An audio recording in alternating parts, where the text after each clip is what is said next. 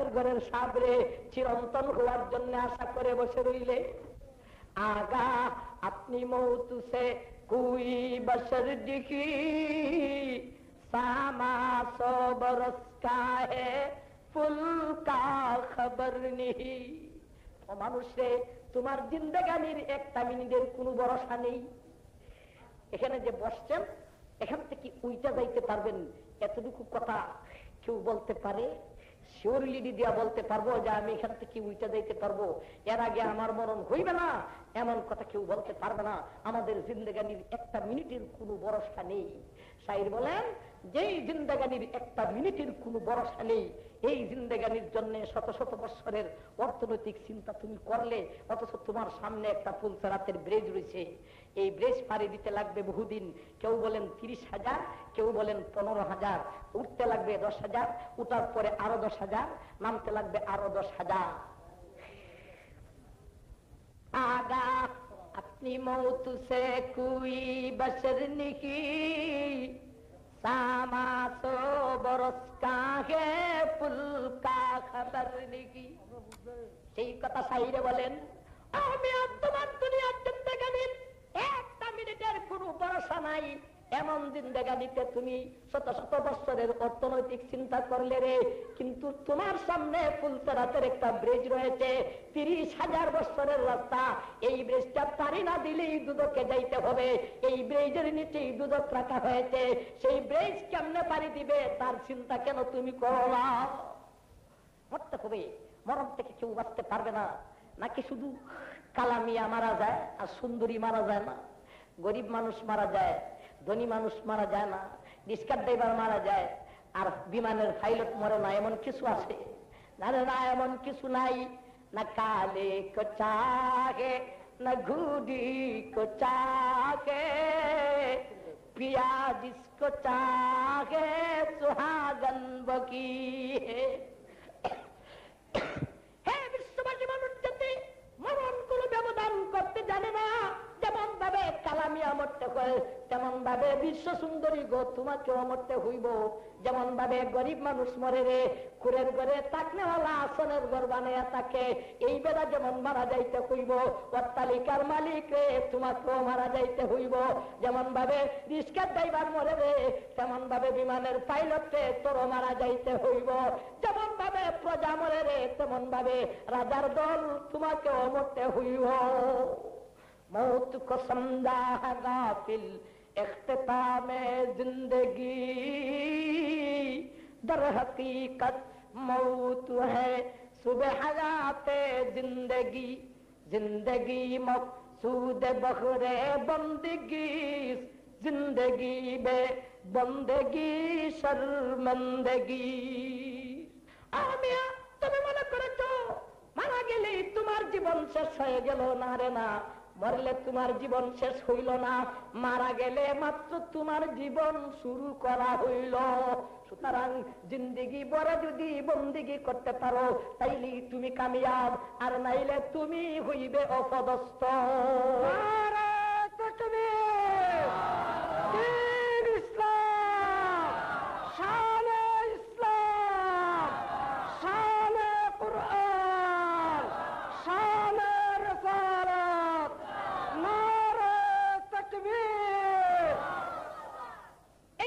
বিপদের প্রথম নম্বর ঘাটি, মরণের ঘাটি।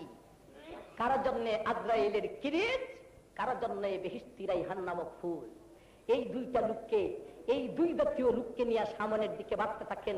2 নম্বর বিপদের ঘাটি হলো কবরের জগৎ। কবরের জগৎ তেমনি হবে, যার জানটাকে আজরাইল বাহির করছিলেন দুদকের আগুনের তৈরি কিরিজের আঘাত দিয়া, এই লোকটাকে কবরে রাখার সাথে সাথে তাকে প্রশ্ন করতে আসবেন 2 জন ফেরেশতা, মান কির নাকি। তাদের অবস্থা কেমন হবে? চুক্কু হবে বিজলির মতো, কথার আওয়াজ হবে টাডার মতো, চুল লম্বা হয়ে থাকবে একেবারে মাটি পর্যন্ত। এরা দুজন কত মোটা হবে, এক কাদের মাথা থেকে হাইটা আরেক কাদের মাথায় যাইতে হলে মাঝখানে 100 বছর পর্যন্ত হাঁটতে হবে। এত মোটা 2 জন ফেরেশতা হবেন। এখানে কিছু প্রশ্ন জাগে যে এমন বেদ্রুপ অবস্থায় প্রশ্ন করতে আসবেন, তারে কবরে রাখলেন না প্রশ্ন করতে আসবেন? এই যদি তুই হিন্দুরা আগুন দিয়ে পুড়াইয়া দেয়, সালি যখন পয়দা দিল, প্রশ্ন আর করবে কারে? খালি যখন করে দিল প্রশ্ন করবে না, এমন বেদ্রুপ সুরত তারা দেখবে না। ভাই কবর এক জিনিস, কবর জগৎ আরেক জিনিস। আমরা তো 3.5 হাত গর্ততে রাখি, এটারে কবর বলি, কিন্তু এটা কবর জগৎ নয়। কবর জগৎ আরেক জিনিস। কবর জগৎ কোথায়? দুনিয়া থেকে তা দেখা যায় না। যেমন ভাবে মায়ের পেটে থাকা অবস্থায় আমরা দুনিয়ার জগৎ দেখি নাই, তেমন ভাবে কবরের জগতে থাকিয়া দুনিয়ার জগতে থাকা অবস্থায় কবর জগৎ দেখা যায় না। যখন মারা যাইবে তখনই কবর জগৎ দেখতে পাইবে। কবর জগতে আর দুনিয়ার জগতে ব্যবধান কতটুকু? দুনিয়ার জগতে আর মায়ের পেটে ব্যবধান যতটুকু।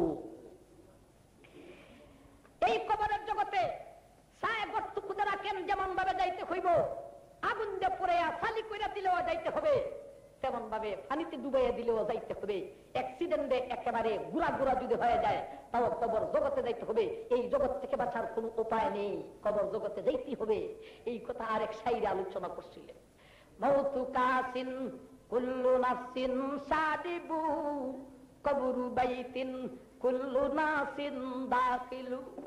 মাউতু কাসিল কুল্লু নাফসিন সাদিবু কবরু বাইতিন कुल्लू नासिन दाखिलू जगह जी लगाने की दुनिया नहीं, यही बुरत की जागे तमाशा नहीं।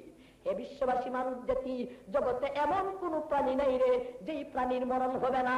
জগতে এমন কোন মানুষ নাই রে যেই মানুষ কবর জগতে যাইতে হবে না। গর্ত কুইদা রাখলে যেমন ভাবে কবরের জগতে যাইতে হবে, আগুন দিয়ে পুরাই দিলেও কবর জগতে যাইতে হবে, পানিতে ডুবাইয়া মারা গেলেও কবর জগতে যাইতে হবে, অ্যাক্সিডেন্টে গুড়া গুড়া হয়ে গেল কবর জগতে যাইতে হবে। কবর জগতে যাওয়া ছাড়া কোনো উপায় না, কবর জগতে যাইতে হবে। যেই মানুষের জান আজরাইলের কিরিদের আঘাত দিয়া বাহির করছিলেন, এই লোকটা যখন কবর জগতে যাইব তাকে প্রশ্ন করতে আসবেন মুনকির নাকির দুইজন ফেরেশতা। চুক্কু হবে বিজলির মতো, কথার আওয়াজ হবে ঠাডার মতো, চুল মাটিতে লাগিয়া থাকবে, অনেক মোটা হবেন, এদের দাঁত হবে গাভীর শিংয়ের মতো, দাঁতগুলি মুখের ভিতরে থাকবে না, মুখের বাহিরে একদম ছিত্রিয়া থাকবে। এদের হাতে লোহার একটা হাতুড়া হবে, হাতুড়াটা কতটুকু ভারী হবে? নবীজি বলেন জগতের সমস্ত মানুষ এবং সমস্ত জিন একত্রিত হয়ে যদি তাকে বহন করতে চায় এরপর বহন করতে পারবে না, এটা এত বড় ভারী হবে। এমন বেদ্রুপ অবস্থায়, এমন বেদ্রুপ আকৃতি ধরে প্রশ্ন করতে আসবেন। অবস্থা দেখি তো তার এমন বেদ্রুপ অবস্থা দেখি তার অবস্থা সিরিয়াস হয়ে যাবে। এরপরে আবার প্রশ্ন শুরু করা হবে, মার রাব্বুকা ওয়া মা দীনুকা ওয়া মা তাকুলু ফি হাক্কি হাযাল রাজুল। প্রশ্ন শুরু হলো।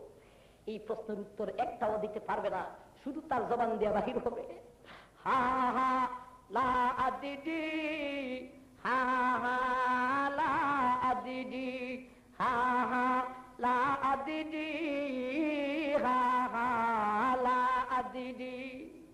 আর আফসোস, হায় আফসোস, এমন বেদ্রুপ সুরত ধরিয়া কে আসলেন রে?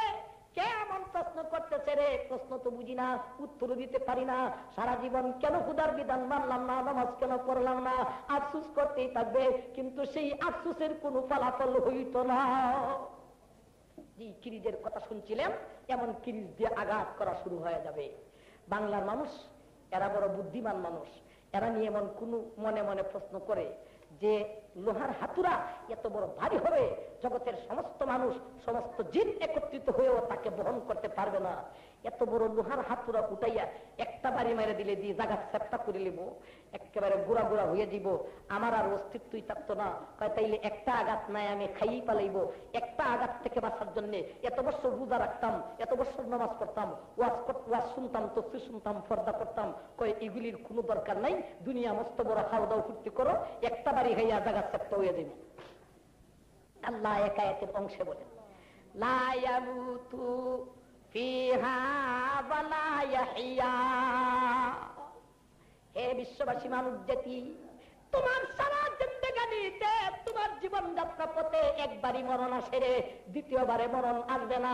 দুনিয়ার জগৎ থেকে বিদায় নিয়ে যখন তুমি গেলে রে, এই যে তোমার মরণ হইল, আর জগতে জীবনে তোমার মরণ আসবে না। দুনিয়ার জগৎ থেকে মরিয়া যখন তুমি কবরের জগতে গেলে রে, এই যে পরকাল শুরু হয়ে গেল, জীবনে তোর আর মরণ হইত না। এমন বড় হাতুরা কেন? সেই হাতুরার সাথে 7 আকাশ 7 শূন্য স্থানকে যদি জয়ন করে তোমার গায়ে আঘাত করা হয়, এরপরও তোমার আর মরণ হইত না। মরণ হইত না, না মরা থাকবে না জিন্দা থাকবে, আধা মরা আধা জিন্দা এমন অবস্থায় পড়ে থাকবে, শাস্তিতে ভুগতে থাকবে, শাস্তিতে উপনীত হইতে থাকবে। কবর জগতের একটা শাস্তির কথা শুধু বললাম, উদ্দেশ্য হলো এক একটি গাড়ি থেকে 1-2টা কথা বলতাম। এমন কবরের জগৎ থেকে বাঁচার কোনো উপায় নাই, সবাই যাইতে হবে। আবার কবরের জগতে কোনো স্বজন প্রীতিও জানে না। দুনিয়ার জগতে না কিছু স্বজন প্রীতি কেউ জানে, কিন্তু কবরের জগতে স্বজন প্রীতি জানে না। যে কার মা লাগে, কার ওয়াইফ লাগে, কার মেয়ে লাগে, অমুকের ছেলে, অমুকের নাতি, অমুকের ভাই। দেখ, প্রধানমন্ত্রী নাইলে অর্থমন্ত্রীর বাইরে নিয়ে ধরে কিছু করা যায়, নাইলে অমুক ট্রেনে ধরে কিছু করা যায়।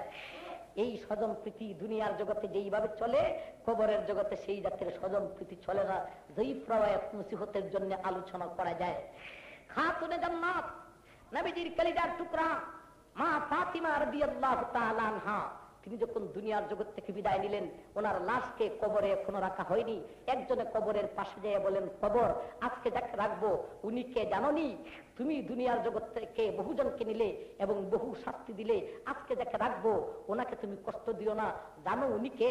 উনি হলেন সাইয়্যিদা শাবাব আহলিল জান্নাহ, ইমাম হাসান ও হুসাইনের আম্মা। সুতরাং সাবধান, কবর তারে কোনো কষ্ট দিও না। আরেকজনে যায় বলে, কবর ওনার একটা পয়েন্ট শুনলে আরেকটা পয়েন্ট শুনো, উনি কে জানোনি? হাসান ও হুসাইনের আম্মা আছেন, কথাটি কি? গালি শেরে খুদা আলীর বিবি, কবর সাবধান থাকো, তারে কোনো কষ্ট দিও না। আরেকজনে যায় বলেন, কবর 2টা পয়েন্ট শুনলে আরো একটা পয়েন্ট শুনো রে, উনি কে জানোনি? উনি হলেন স্বয়ং সাইয়্যিদা শাবা, তিনি হলেন স্বয়ং সাইয়্যিদুল মুরসালিন ওয়াল আম্বিয়া। যারে সৃষ্টি না করলে আকাশ পাতাল কোনো কিছুই সৃষ্টি হইত না, যারে সৃষ্টি না করলে কবর জগতে তরেও সৃষ্টি করা হইত না। এমন নবী সাইয়্যিদুল মুরসালিন, যিনি সমস্ত নবীর নবী, সমস্ত রাসূলের রাসূল, সেই নবী, সেই সাইয়্যিদুল মুরসালিনের কলিজার টুকরা মা ফাতিমাকে রাখা হইব। কবর সাবধান থাকিস রে, তারে কোনো কষ্ট দিস না। হঠাৎ করে কবর থেকে আওয়াজ ফুটে আসলো। কবর থেকে আওয়াজ আসে, হে আওয়াজ দেনেওয়ালা, কে তুমি রে? আমাকে বলতেছো তুমি আজকে আমার মধ্যে রাখতেছো সাইয়্যিদা শাবাব আহলিল জান্নাহ, হাসান ও হুসাইনের আম্মা। জানিয়া রাখ রে, আমি কবরের মধ্যে স্বজন প্রীতি চলে না, মামলাগিরি চলে না। হাসান ও হুসাইনের আম্মাকে আমি কবরে চিনি না রে। আসাদুল্লাহিল গালি শেরে খুদা আলীর বিবিকে আমি কবরে চিনি না। স্বয়ং সাইয়্যিদুল মুরসালিন, যারে সৃষ্টি না করলে আমি কবর জগৎ সৃষ্টি হতাম না। আমি সেই সাইয়্যিদুল মুরসালিনের মেয়ে ফাতেমাকে চিনি না। আমি ফাতিমার আমলকে দেখবো, তার কাছে যদি ভালো পাই ভালো ব্যবহার করব, তার কাছে যদি মন্দ পাই রে তার সাথে আমি মন্দ ব্যবহার করব। আমি কবর এক পাশ থেকে আরেক পাশে এমন ভাবে সাপ সৃষ্টি করব, বুকের একদিকের হাড্ডি আরেক দিকের হাড্ডির ভিতরে প্রবেশ করিয়া লইও। আমি কবরের মধ্যে কোনো স্বজন প্রীতি নাই। কবর জগতে সবাই যাইতে হবে, কবরের মধ্যে কোনো স্বজন প্রীতিও নাই। যার জান আজরাইলে বাহির করেছিলেন দুদকের আগুনের তৈরি কিরিট দিয়া, তার অবস্থাটা এমন বেদ্রুপ অবস্থা ধরে মুনকির নাকির তাকে প্রশ্ন করবেন, প্রশ্নের উত্তর দিতে পারবে না, লোহার হাতুড়ার আঘাত তার শুরু হয়ে যাবে। কিন্তু যেই লোকটার জান বাহির করছিলেন আজরাইল, বেহেশতি রাইহান নামক ফুল দিয়া বেহেশতি রুমাল তুতার নিচে রাখছিলেন, এই লোকটাকে কবর জগতে রাখার সাথে সাথে মুনকির নাকির এই 2জন ফেরেশতাই তাকে প্রশ্ন করতে আসবেন। কিন্তু তার অবস্থা আগের মতো হবে না, চক্ষু বিজলির মতো, কথার আওয়াজ টাডার মতো, এবং তার চুল এত লম্বা, দাঁত গাভীর শিঙের মতো একটাও হবে না। বরং ওনারা 2জন মানুষের সুরত ধরে আসবেন, সাদা পোশাক পরিধান করে, বেহেশতি পোশাক পরিধান করে, বেহেশতি সুগন্ধি নিয়া, নুরানি চেহারা নিয়া তাদেরকে প্রশ্ন করতে আসবেন। এমন একটা সুরত ধরে যে তার কাছে আমি একটু বসি, তার কথা শুনি মনে হয় কত মধুর লাগবে, এমন একটা সুরত ধরে প্রশ্ন করতে আসবেন।